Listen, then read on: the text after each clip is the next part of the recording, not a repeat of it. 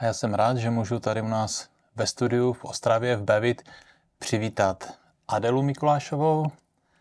Ahoj, Adelo. Ahoj, Jirko, těší mě, že jsem tady, mám velkou radost z pozvání a jak se říkalo na Českých Slavicích, to jsem vůbec nečekala. Potěšilo mě to každopádně. A mě těší, že jsi tady.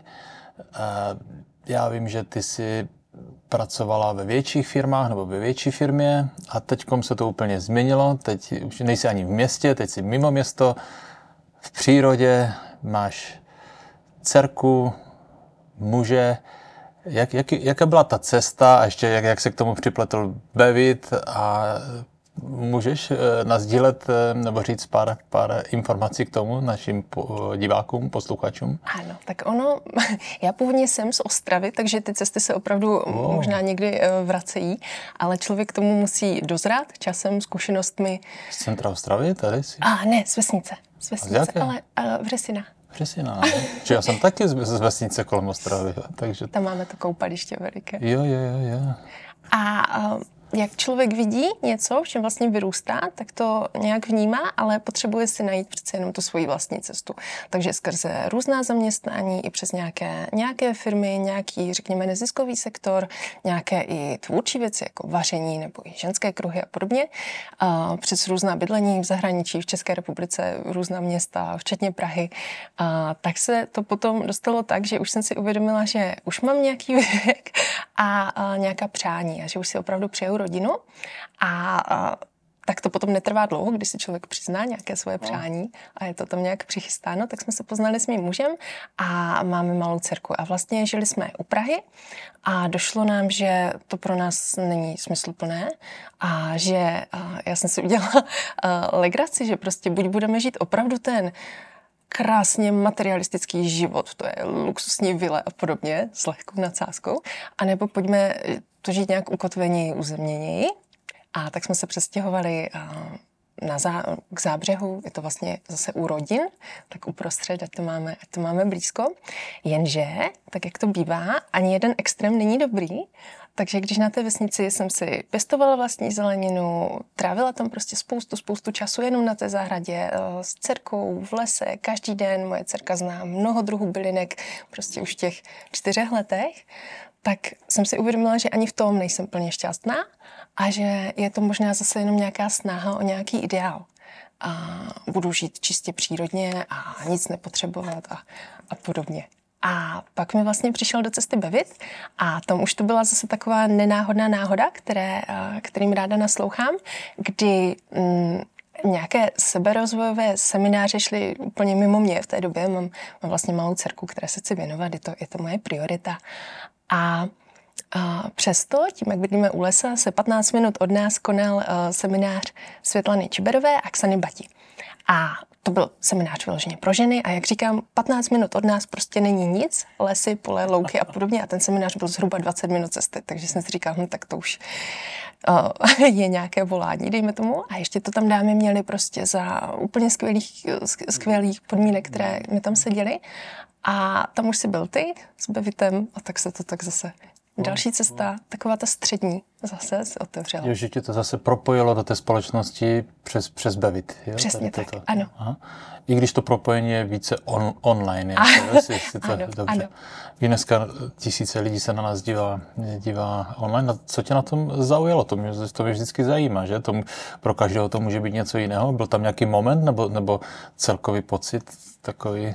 Vybavuješ si něco z toho? Myslíš Bevit? Nebo? Ano, na tom setkání, jo, co bylo to, co zarezonovalo, řekla si, o tom bych chtěla vědět něco víc, nebo to tak nebylo? Úplně upřímně, to byly oleje a potom si to byl ty, když si popisoval olej Despacito. No. To si nečekal, že? Olej Despacito je podle písně Despacito, která má 8 miliard shlédnutí na YouTube. A je to videoklip, nebo ta píseň oslavuje život, je španělsky, tuším, že ne portugalsky, že španělsky. A má nádherný videoklip s nádhernou ženou, mužem, který prostě zbožňuje, není tam nic vulgárního, lascivního, je to prostě krásné. Oslavuje to život a přesně to já jsem vlastně v tom vnímala, i v té vůni, kterou ty jsi nám tam představoval. A já jsem věděla, že to je rizí. A že pro mě už by nebylo rizí volit si nějakou stranu, buď si zase hledat nějakou práci, kde bych pracovala pro někoho a naplňovala nějaké buď své domněnky, řekněme, a nebo že bych dělala jenom ty bylinky. Já jsem minulý rok vypěstovala 40 druhů zeleniny. Wow. Prostě opravdu jsem tomu dala všechno. A s tou dcerkou, že...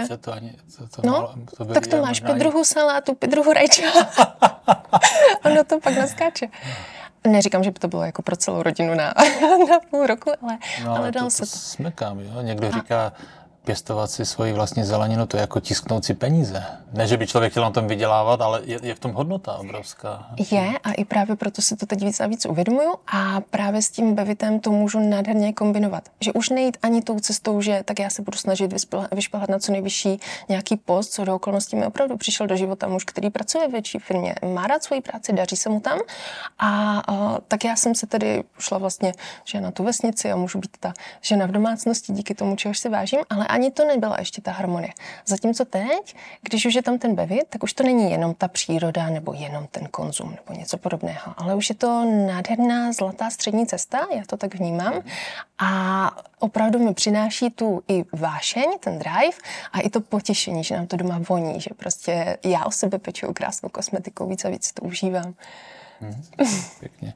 No a Xanabaty a ještě se Světlanou, tak to je prostě studnice moudrosti v té oblasti přírodní cesty ke kráse. Je to tak.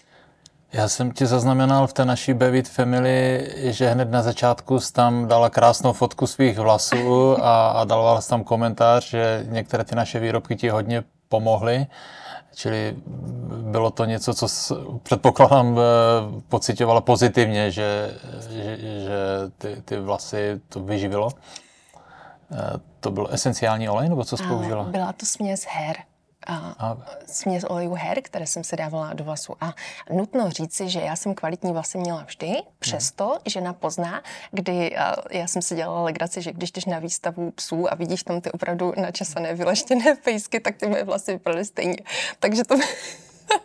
Takže to pro mě byla taková zkušenost, že opravdu jsem potom věděla, že produkty Bevit fungují a zároveň já jsem vděčná za to, že jsem zdravý člověk, že i naší dcerce se dobře daří tím, že se otužujeme. To už ani není otužování, když prostě chodí normálně ven, že?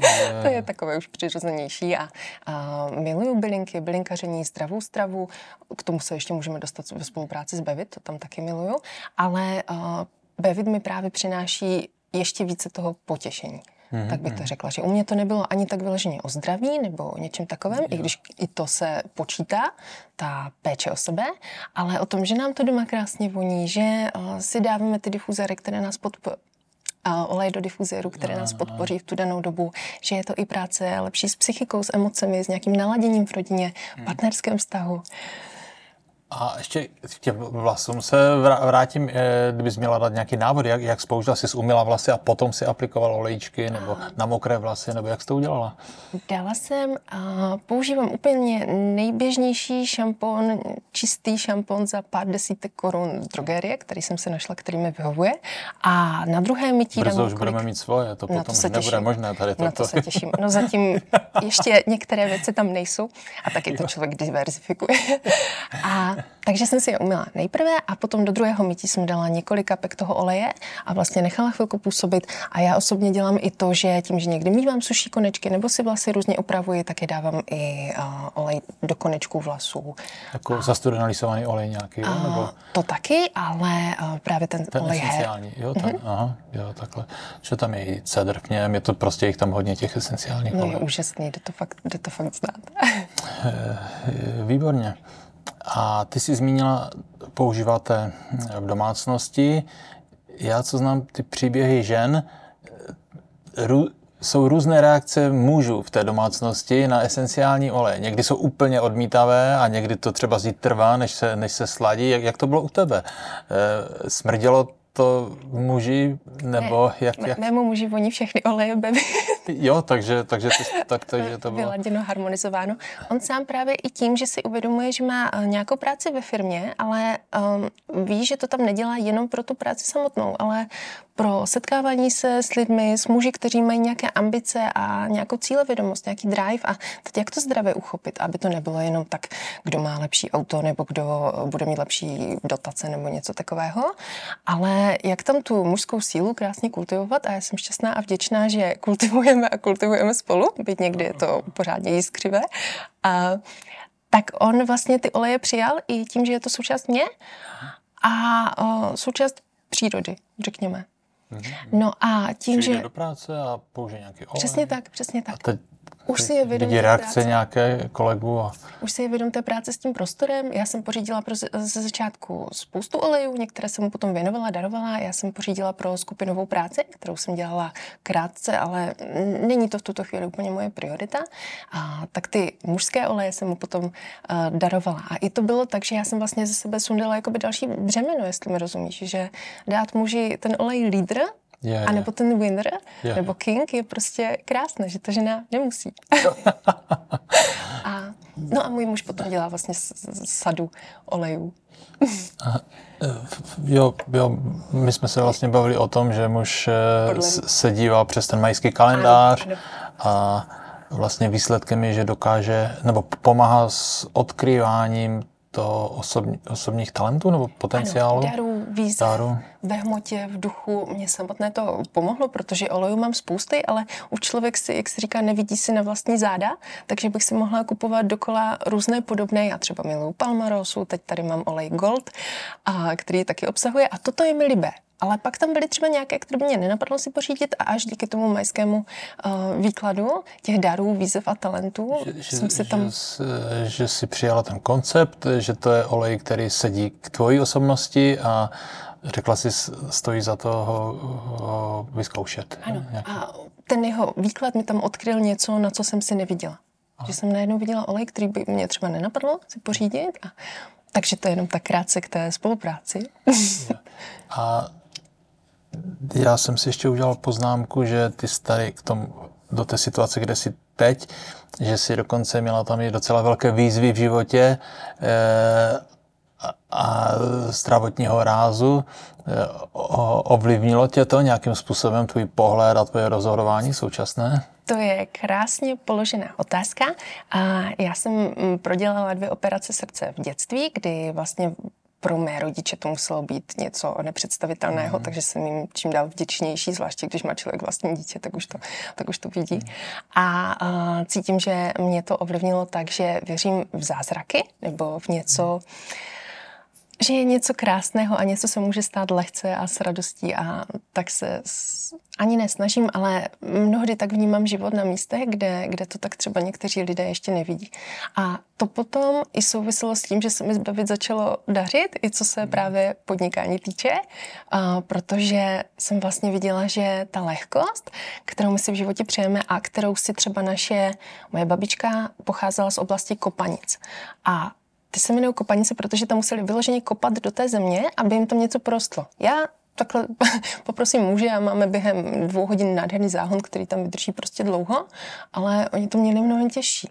A já už vidím, i díky tomu, jak se můžou stát různé synchronicity a nenáhodné náhody, že když nás něco oslovuje, až třeba volá, takže s tím můžeme jít a může to potom nést ty ovoce, ať už skrze tu sklizeň na zahradě, nebo skrze spokojené zákazníky, kamarády, klienty, kterým potom se třeba vrací další peníze.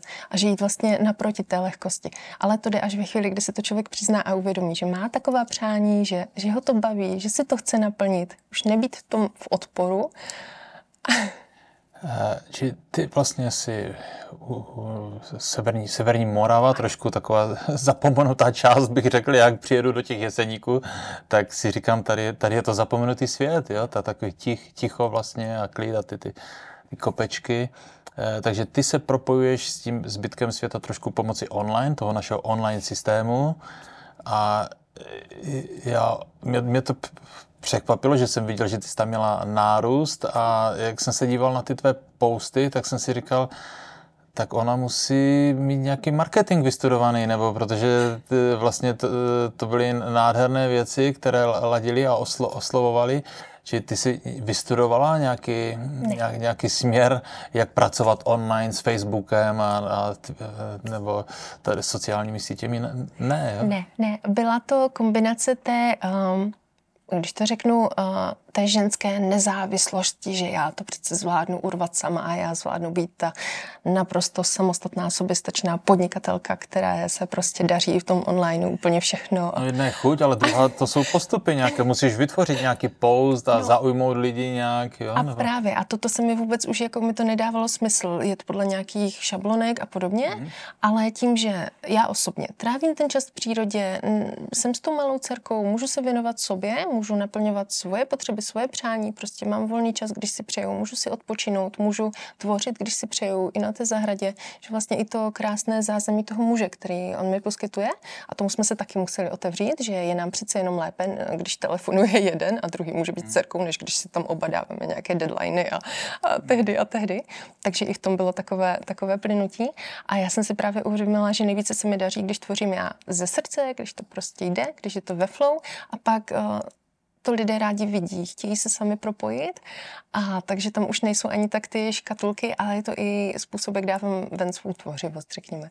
Že jsem si taky uvědomila, že mě nebaví vyrábět si sama mastičky, ale že si to chci koupit a pak o tom říct lidem. Já totiž mám pocit, kdybych potkal nějakou ženu někde mimo nějaké velké město, trošku v přírodě, a ona by se mě zeptala, jak ten Bevit funguje a jak to tam máte a jak vlastně jak by toho mohla využít, kdyby chtěla si přivydělat nebo získat nějaký pravidelný příjem, a kdybych jí řekl, no to ti něco napadne, to prostě zapřemýšlíš a dáš to tam a lidi se ti budou registrovat, tak já si myslím, že by mi ani nevěřila, ale ty jsi vlastně důkaz toho, že i takhle to jde dělat. Ale já tě možná tu myšlenku rozvinu, že toto konkrétně bych ti možná nevěřila ani já, ale je to právě to, že já už vidím kvalitu svého muže, řekněme vnitřního taky, a toho vnějšího, toho, se kterým žiji, a vidím, co spíše náleží jemu a co může náležet mně, ale umím využívat oboje ty kvality. A my si říkáme takhle. A tak můžeš to rozvědět, abych to pochopil. Omáčka, teď je hodný chod. My si říkáme yin-yang, prostě 80-20, že v tom černém je část toho bílého a v tom bílém část toho černého. Takže já dodržuji nějakou disciplínu, takovou, která je mi milá, přirozená, ale prostě tak jako běží to tam, že pokud chci mít zdravé tělo, je dobré se mu věnovat. Pokud chci mít nějaký zdravý tok i těch financí, je dobré se tomu věnovat. Ale zároveň já osobně si uvědomuji, že v této fázi svého života, kdy mám malé dítě, kdy je mi to umožněno, kdy si to tak přeju, tak se držím toho ženského a vlastně, když to tam přijde, tak to tam ráda prostě dám na sociální sítě, mám je tam otevřené, jsem tomu já otevřená, dám tomu tu analytiku, systém, hlavu, patu, takový ten mužský směr, vím, jak to zpropagovat, že se na to nějak připravím a udělám něco. To je taková ta mužská stránka, a potom ta žena může být vlastně uvolněná harmonii. Ale není to moc práce. Nemusí být. Jo, já jsem si všimnul, to i mě zaujalo. Najednou tam máme vyskočilo na Facebooku, to bylo nějaké to story, a prostě jaký je rozdíl mezi krásnou ženou a dostihovým koněm. Že? Tak to je prostě výzva, že? Co ti myslí? Nebo... Ale než to hned rozkliknout, musel se člověk podívat na tvůj profil, že? A tam jsi odpověděla. Ano, že? to máš pravdu, ano.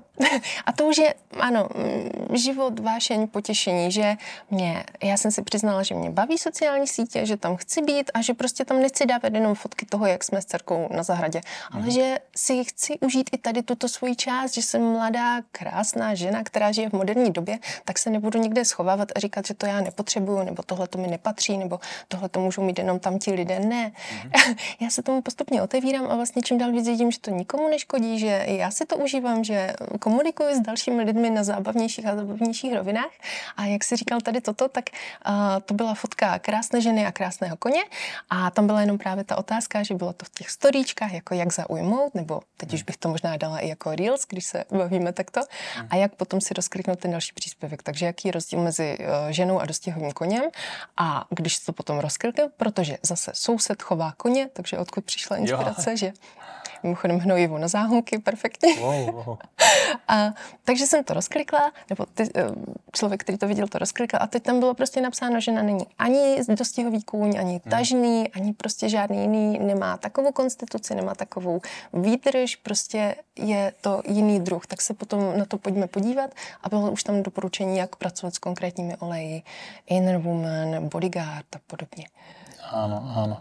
Čili ty jsi to pojala, některé ženy i muži by se mohli zleknout, že nějaké schůzky, někoho oslovovat, telefonovat, někoho. Ne, ty pracuješ přes ty sociální sítě, vidíš koníka u souseda, dostaneš nějaký nápad a protože ty výrobky používáš, tak se ti to nějak spojilo a lidi to zaujalo, někteří si koupili na základě toho doporučení a nebo někteří se zaregistrovali do tvého týmu. Je to tak a já zároveň si uvědomuji zase, řekněme, je tam mnoho rovin, ale uvědomuji si tu rovinu toho, že vím, co poradit jako první pomoc, řekněme, mamince s malým dítětem, která má nachlazené dítě a už prostě je to 3. den a ono už potřebuje jít do práce a podobně. Takže o co se tam můžeme opřít a opravdu jí dát tu největší láskyplnou péči. Stejně tak těm ženám, které třeba se mnou spolupracují, tak pro ně mám skupinu, je to Adéla a Bevit a nepoužíváme Dary života. Tam už je vytvořený. Kde to máš? To máš na Facebooku, Na Facebooku, jo? Ano. Čili Adéla a Bevit, jo? A nepoužíváme Dary života, ale je to pro ženy, které jsou registrovány vlastně v mé síti, jako podpora pro ně a tam jsem vytvořila zcela jasného průvodce, včetně, jak to říct, jak se zorientovat v systému, v olejích a taky třeba i co se nějakých našich myšlenek, takových těch sabotérů týče. Takže je tam obojí, ta práce s myslí i ta práce s tím systémem. To už je chování, bych řekl, lídra, kouče, tady toto, jo, ta podpora, která je žádaná samozřejmě. Je to tak. A to si právě uvědomuji, že vím, jak na základě svých vlastních zkušeností a znalostí a i toho, že sama věřím v ty zázraky, že věci mohou být jednoduché, že prostě si můžeme snadno pomoci, když máme ty vhodné nástroje a jsme tomu otevření, tak třeba jak pomoci té mamince, která má to pořád nemocné, nachlazené dítě a prostě už je to otravné pro celou rodinu, už je to smutné a už je to trápí, tak zároveň jak ukázat takovým tím i lehce provokativním, prostě zábavným, mě už nevadí, že někoho naštvu. Protože já sama vím, že když někdo naštval mě, tak jsem si řekla, ale ten člověk je s tím v pohodě, tak proč to štve tebe? Vidím někoho, naštve mě poprvé, podruhé, potřetí, ne, to smažu, to se vůbec nebudu jim zabývat, ale pak si řeknu, ale no dobře, tak ale co tam pořád máš? A tak jo, tak co chci taky, tak jak to můžu udělat? Tak, protože já si dokážu představit, že dneska maminky na mateřské dovolené s malými dětmi, hodně z nich uvažuje, že by chtěli, aby do toho rozpočtu finančního přiskočila nějaká 1000 korun nebo ještě podstatně více. Takže tvoje zkušenost je, že to z Bevit funguje. Funguje to rozhodně a je to na jedné straně i tím, že jsem právě nechtěla být tou ženou, která by se kolidovala schůzky s tím mužem, ve smyslu i třeba ty meetingy, cally a podobně, a která by měla ty velké lokty a ještě větší ramena. Či ty si to můžeš naplánovat, aby to páslo do nějakého tvého rozvrhu časového. Přesně tak. A zároveň, ano. A zároveň i žena s malým dítětem prostě toho času zase třeba nemusí mít tolik a potřebuje být velmi efektivní. A aby to fungovalo. A máš v tomto směru nějakou ambici, kam by se to mohlo vyvíjet, nebo? Já jenom třeba řeknu, jak jsem začala s Bevit, tak vlastně tam to zase byly nenáhodné náhody, že jsem viděla spoustu olejů, které mě zaujaly a byl Black Friday, takže 50% sleva, takže já jsem si je ráda nakoupila. Pak jsem další měsíc měla narozeniny, takže narozeninová sleva, takže už se mi tam vyvíjel nějaký posun. S těma slevama máš přeháníme Bevit, kouzla středa, zlatý víkend, nebo jak to máme a produkt týdne, produkt měsíce, to budou muset přibrzdit. No a potom už tam bylo zase jakože to plynutí, dobře, ale tak jsem si řekla, dobře, tak ale teď tam je další pozice, tak jsem si pořídila olej lídr a do měsíce jsem byla lídr. Wow, že ta energie tě podpořila, že se začala tak chovat, jako doslova, jo? A teď už jsem ji odevzdala muže zase. Jo. No a teď už jsem zase na další pozici a teď vlastně už zase zkoumám co a jak se to vyvíjí a on se vlastně vždycky, že my jsme v nějaké bublince, se troufám říct, jsme schopni pojmout nějaké množství energie a pak se zase musíme začít chovat přirozeně jako někdo trošku jiný, kdo je schopen pojmout zase jiné množství energie. Pěkně.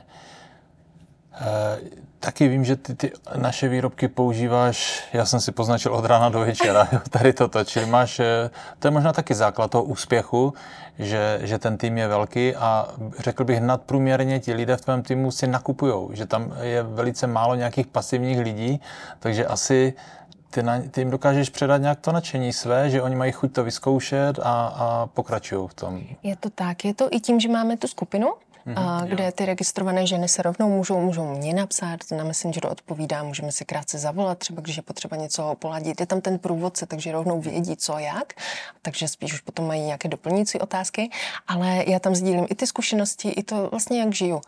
Jsou věci, které nemám úplně potřebu dávat prostě pro širokou veřejnost, ale tak mezi ženami se vlastně podpořit v takovém moderním ženském kruhu, bez batikovaných sukní, ale s přiznáním si toho, co si skutečně přejeme a někdy to vypadá takto a někdy to jsou 3 dny totálně na samotě beze všeho, že? Ale na všechno je potřeba potom mít ty prostředky a to je myšlenka, kterou já mám ráda, že peníze jsou tady jako naše součást, prostě je tady voda, je tady vzduch, já vím, někdo by řekl, že to je jako vymysleli lidé a podobně, ale to už je zase jenom omezující myšlenka. Prostě tady jsou, jsme ve 21. století a já už se nechci klást další zbytečný odpor. Nedá se bez nich prakticky existovat. Přesně. A teď je můžeme vydělávat s úsilím, obrovským úsilím a v nesouladu, nebo jak říkáš, že se to dá zapojit i při výchově dítěte. Přesně tak. A se Světlanou spolupracuješ, která tě přivedla k Bevit, nebo jste v nějakém kontaktu? Občas se vídáme, občas se napíšeme a jsem šťastná, že je tam ještě jedna žena mezi námi, anebo prostě další propojení žen, tak. Kde je jedna žena, není jedna žena, je tam vždycky víc. A je to takové krásné propojení. Ona zase je, já si uvědomuji, že jsem mladá, že mám pouze nějakou formu nadhledu zatím a ona už je zase prostě jinde věkově, zkušenostmi, zážitky a je krásné prostě se inspirovat navzájem. Jaká je tvoje zkušenost, když ty ženy teda hlavně začínají zbavit? Jsou tam nějaké obavy nebo v čem vidí nějaký problém? Nebo? Ano, může tam být třeba ta obava z té reakce muže a může tam být obava z toho, že vlastně vydají nějaké peníze a teď jako nevědí co se bude dít.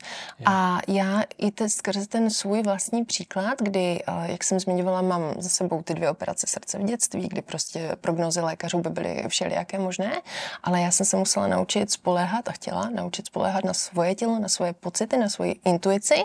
A to neznamená, že člověk neudělá jako další větev na stromě, která není tou hlavní, ale nebo že tam jsou různé emoce, ale víc a víc rozlišovat prostě, co si přeju a co ne. A potom už tomu můžu víc a víc naslouchat. A teď jsem se do toho trošku zamotala, ale jdu cestou, která... To sebevědomí a tu jistotu, že jsi něco koupila, a protože jsi říkala, že některé ženy můžou mít obavu. Co na to řekne můj muž, můj manžel, že jsem utratila peníze, že jsem si koupila. Ano, a skvěle si řekl to slovo utratila. Tak já se k tomu navrátím, tak já tou důvěru v tělo se mi potom i přes ty 2 operace srdce podařilo donosit, porodit naprosto zdravé, krásné, svěží dítě, které tady dělá radost. Někdy aktivní radost. Ale to více vlastně spoléhám jakoby sama na sebe, ale v tom smyslu, že tady sama rozhodně nejsem. A to, že já ten další krok nevidím, neznamená, že tady není. Stejně tak chodíme spát a prostě věříme, že se ráno probudíme, že dáváme pusu našim dětem na dobrou noc, našim blízkým milovaným a věříme, že se ráno probudíme. Tak prostě, když já vydám nějaké peníze za něco, co si přeji, tak už by to mělo být něco jiného, než že teď nadechnu se ještě, nebo už ne, vrátí se mi to, nebo už se mi to nevrátí. A Bevit je v tomto pro mě skvělý, že člověk se může naučit s těmi penězi lépe a lépe pracovat, protože to nejsou zas tak velké částky. Ten systém vymyslel pro český trh. Ano. Takže ty částky odpovídají našim možnostem. Protože jsem kdysi se setkal s těmi americkými systémy a já jsem si říkal, že ten systém vlastně odrazuje úplně ty lidi, protože to je pro jiný svět děláno. Přesně tak, ano. A tady vlastně to člověka ani tolik jakoby nebolí a může se to krásně naučit a potom to využít dále, stejně jako třeba jakýkoliv prodej. Ve chvíli, kdy já říkám svojí dcerce, jestli si dá zeleninku, tak je to prodej. Já jí to nabízím, já jí to aktivně nabízím. Ve chvíli, kdy říkám svému muži, že by bylo hezké zajít si někam na večeři, tak je to prodej. Já mu to aktivně nabízím. Není to manipulace, není to nějaké ohýbání reality, je to prostě, že to jde ze mě. Přirozené, jo. Přesně tak. Součást života. Přesně tak. My jsme v kontaktu s lidmi, my si tady dýcháme stejný vzduch, pijeme stejnou vodu a prostě ty peníze můžou proudit stejně tak. A u Bevitu už je to pro mě tak, že já nakupuju spoustu věcí kdekoliv jinde, ručně dělané věci, šperky, prostě cokoliv, nebo semínka. A zároveň jsou věci, které nakupuju u Bevit a zároveň zjišťuju, že mají lepší a lepší kvalitu, než by mě vlastně vůbec napadlo. Třeba olivový olej, naprosto dokonalý, lněný olej, miluju, nechávám si posílat čerstvý přímo od vás. A to už se dostáváme k tomu, že je to opravdu součást života a nemusí to být pouze esenciální olej, u kterého už by člověk mohl říct, že to nepotřebuje. Já už to potřebuji. Zkoušela jsi kokosovou smetanu už? Zatím ne, těším se. Ještě na mě čeká. Super, super. A taky jsem si udělal jednu poznámku, to jsem zvědav, co na ní řekneš, že někdy ženy zdravě naštváváš. Ano.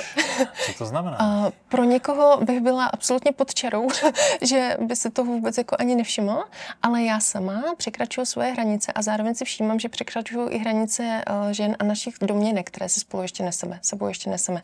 Že musí být nejprve druzí, že musím být já nejprve užitečná, že musím nejprve se postarat o to, ať je postaráno úplně o všechny, včetně celého světa, úplně ideálně. A to, že potom já někde pláču a nikoho to nezajímá, tak logicky. Může mě někdo pochlácholit, ale nebude o mě stát jako o ženu, jako o partnerku dlouhodobě, myslím. A je to moje zodpovědnost být tady sama pro sebe, jako zdravá. U mě to opravdu bylo i tou cestou, že po těch operacích srdce prostě dávat na sebe pozor, tady prostě nebude nikdo, kdo by mi to říkal. A že já tu zodpovědnost přijímám více a více za ten život, za to, co jím, za to, jak se vydělávám, jak se propojuji s druhými lidmi.